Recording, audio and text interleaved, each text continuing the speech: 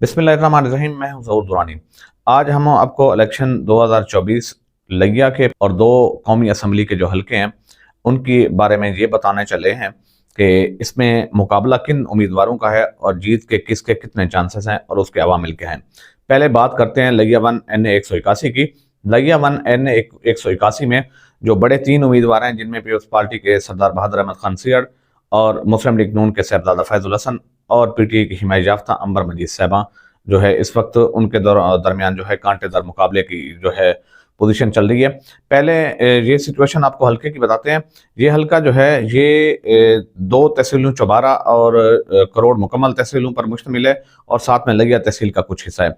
इसमें बहादुर अहमद खान सियड़ को इस हवाले से थोड़ा सा जो पीपल्स पार्टी के उम्मीदवार हैं उनको ये एज हासिल है, उनको ये फेवर हासिल है कि जो अब हल्के में इस हल्के में जो तब्दीली आई है, जिसमें लिगिया का नशेबी इलाका और लिगिया के नवाही इलाके शामिल हुए हैं, उनमें ज़्यादा वोट बैंक जो है वो जो है बहादुर सियड़ का है। इसका फ़ायदा बहादुर सियड़ को आया है, मिला है। जो धोरी अड्डे की साइड थी 319 चक वगैरह ये इलाके थे, मरहान जूनियर काउंसिल थी, वो जो है जो पहले NA 181 में शामिल थी, वो अब लिगिया के हल्के में NA 182 में चली गई है। और ये लिगिया के नशेब इलाकों यानी कि लिगिया शहर से हट के सुमरा नशेब के इलाके जो आते हैं वो भी इसमें शामिल हो चुके हैं। इस हवाले से बहादुर अहमद खान सियड़ को थोड़ा सा एज हासिल है। मुस्लिम लीग नून के जो साहबजादा फैजुल हसन है, वो उनकी पोजीशन वो मुकाबले में है निस्बतन बहादुर अहमद खान सियड़ के। वो निस्बतन उनके कमज़ोर तो हैं, लेकिन मुख्तदर हल्कों की जानिब से जो मुस्लिम लीग नून को फेवर दी जा रही है और जो मुस्लिम लीग नून के हवाले से जो एक फ़िज़ा कायम हो चुकी है कि नेक्स्ट जो हुकूमत है मुस्लिम लीग नून की बनने जा रही है, इसको लेकर उनको जो है ना उनकी पोजीशन थोड़ी सी मुस्तहकम है। वगरना एक जो कुछ अर्सा कबल जो वीडियो स्कैंडल आया था, उसने साहबजादा फैजुल हसन साहब की जो सियासत है उसकी जो है कमर तोड़ दी थी। अब तीसरी जो उम्मीदवार है PTI की हिमायत याफ्ता अंबर मजीद साहबा जो है उनको जो फेवर है, उनको जो वोट मिलने वाला है, वो नौजवान तबका जो PTI का हिमायती तबका है, सबसे ज़्यादा ये उनको वोट मिलने वाला है। इसमें ये हो सकता है कि बज़ाहिर जो अब तक के जो सर्वे सामने आए हैं, NA 181 में जो है साहबजादा फैजुल हसन जो है वो दूसरे नंबर पर रहे हैं, जबकि सरदार बहादुर अहमद खान सियड़ वो पहले नंबर पर हैं। जबकि मुख्तलिफ तबकों की जो है वो उनको जो सपोर्ट हासिल है साहबजादा फैजुल हसन साहब को, मुमकिन है कि वो पहले नंबर पर इलेक्शन के पोलिंग डे के बाद जो है गिनती के बाद वो पहले नंबर पर भी आ सकते हैं। जबकि अंबर मजीद साहबा जो है तमाम तरसख्तियों के बावजूद, उनके बेटे जो है अब्दुर्रहीम नियाजी, उन्होंने भरपूर कंपेन अपनी जारी रखी और उस कंपेन में सबसे ज़्यादा हिस्सा जो है वो जो है लिगिया पुलिस ने डाला। उनके अपने से ज़्यादा उनकी कंपेन लिगिया पुलिस ने की। लिगिया पुलिस ने जो पकड़ दकड़ की, जो उनके खिलाफ कार्रवाइयाँ, जो मुकदमात या उनके जलसों को या उनकी रैलियों को जो है रोकने की कोशिश की, जिसका जो आवाज़ें हैं, जिसका जो वावेला है, जिसकी जो कवरेज सबसे ज़्यादा उनको सोशल मीडिया ने दी, जिसकी वजह से जो है वो अब्दुर्रहीम नियाजी जो है वो उभर कर सामने आए और अंबर मजीद साहबा एक मजबूत उम्मीदवार के तौर पर वो सामने आई हैं। एक स्टंट जो है उनकी तरफ से ये भी खेला गया कि उन्होंने जो PP 280 में है, PP 280 में उन्होंने अपना जो पैनल था वो PTI के उम्मीदवार शहाबुद्दीन खान सियड़ की बजाय वो अकरम सामकिया साहब के साथ बनाया, क्योंकि उनको ये मालूम था कि जो शहाबुद्दीन सियड़ को वोट पड़ेगा वो यकीनन ऊपर जो वोट है वो बहादुर खान सियड़ को पड़ेगा, उनको वोट नहीं पड़ने वाला।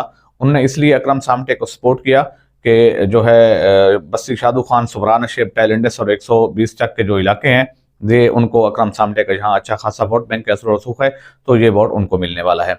जबकि अगर दूसरी तरफ लिगिया में हल्का NA 182 की बात की जाए, तो 182 में भी मुस्लिम लीग नून के जो उम्मीदवार हैं अपना सैयद सकलैन शाह बुखारी, उनको एज हासिल है। उसकी वजह यह है कि जो मफाद परस्त वोटर होता है, जो ये देख रहा होता है कि जो आगे चल के हुकूमत किसकी बनने वाली है और फिजा किसकी तरफ जो है वो जा रही है, तो वो उसको वोट देता है। ये सैयद सकलैन शाह बुखारी को ये फेवर थी।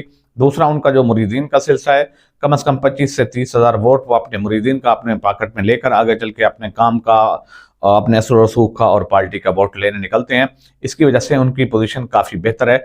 जबकि उनके मुकाबले में जो है PTI के हिमायत याफ्ता उम्मीदवार जो अवैस जक्खड़ साहब हैं, अवैस जक्खड़ साहब, उनको लोग, मैंने लिगिया में जो हमने सर्वे किया वो हमारे YouTube चैनल अवाम की बात में भी आप देख सकते हैं, लोग PTI को चौकाज़म में, लिगिया सिटी में, कोट सुल्तान में वोट तो देना चाह रहे हैं, लेकिन उनको इंफॉर्मेशन नहीं है, मालूमात नहीं है कि पीटीआई का बल्ले का निशान रहा नहीं, अब उनका उम्मीदवार कौन है, उनका नाम क्या है और उनका निशान क्या है। एक तो उनके लिए ये नुकसानदेह चीज़ है। दूसरा ये है कि उनको खुल के जो है वो अपना कंपेन नहीं करने दी गई, लोगों तक वो पहुंच नहीं पाए, अपना पैगाम लोगों तक नहीं पहुंचा सके। तीसरा ये है कि अब जो वोट है, उनके जो इलाके थे जिनमें ये लग रहा था कि उनको जो है वो लीड से जीतेंगे, उनको अच्छा खासा वोट मिलने वाला है, उनके उन इलाकों के वोट हैं वो दूर दराज के इलाकों में जो है वो फेंक दिए गए। तो इनके लिए ये वोटिंग वाले दिन ये प्रॉब्लम होगा। ये प्रॉब्लम जो है तमाम पीटीआई के उम्मीदवारों के साथ होगा। एक ये भी हो सकता है कि उनको वोटिंग वाले दिन जो है लोगों को सबसे ज़्यादा वोट कास्ट कराने के लिए पोलिंग बूथ तक, पोलिंग स्टेशन तक ले आने के लिए उनको शायद कन्विंस ही ना मिले, उनको कन्विंस भी ना करने दी जाए, उनको जो सवारियों का बंदोबस्त है वो भी ना हो पाए। दूसरा ये भी हो सकता है कि जो है वोटिंग वाले दिन जो पीटीआई के वहाँ अपना उम्मीदवारों के जो पोलिंग एजेंट होंगे, थोड़ी बहुत बात जो उनके साथ खुद ब खुद छेड़खानी करने की कोशिश की जाएगी और फिर जो है उनको गिरफ्तार भी किया जा सकता है। ये भी मुमकिन है, एक दबाव का तरीकाकार ये भी हो सकता है। और ये भी पीटीआई के लिए बड़ी नुकसानदेह चीज़ है कि उनका अगर वोट जो कास्टिंग की जो रेशो है वो कम हुई, अगर वोटिंग की रेशो 60 से 70%, 50% से प्लस चली गई तो ये पीटीआई के लिए सबसे ज़्यादा फायदेमंद होगा। जबकि अगर वोटिंग की रेशो 30 से 40 या 50% तक रही तो वो पीटीआई के लिए नुकसानदेह होगा। उसकी फेवर जो है, उसका जो फायदा है वो मुस्लिम लीग नून को होगा। और उनके सामने मुस्लिम लीग वो मंची हुई जमात है जिसको इलेक्शन डे पे इलेक्शन लड़ना आता है, उनको अपने वोटर को पोलिंग बूथ तक पहुंचाने का जो है उनको फन आता है, वो ये फन जानते हैं। और मैं आपको ये बताता चलूं कि ये तजिया जो है ये तमाम अवामिल को सामने रख के है। ये नहीं कि पीटीआई का वोट बैंक नहीं है और इसलिए पीटीआई अपने जो है उसके हारने के चांसेस ज्यादा हैं। ये है कि पीटीआई का वोट बैंक है। पहली बात तो यह है कि पीटीआई के उम्मीदवारों को जो है इलेक्शन कैंपेन में शदीद मुश्किलात का सामना करना पड़ा। वो लोगों को मिल नहीं सके, लोगों को वो अपने मंशूर नहीं बता सके, लोगों को कायल नहीं कर सके वोट जो हासिल करने में। दूसरा, उनको इलेक्शन डे पे कन्वेंस में परेशानी का सामना करना पड़ेगा, वो लोगों को पोलिंग बूथ में ले जाने में उनको मुश्किलात का सामना करना पड़ेगा। अगर वो बासानी पोलिंग बूथ तक लोगों को लाने में कामयाब हो रहे और पोलिंग का जो है, पोलिंग की जो कास्टिंग रेशियो है, जो परसेंटेज है वो 50 से 60% रही या 70% तक चली गई तो पीटीआई बहुत ज्यादा वोट लेने में कामयाब हो पाएगी।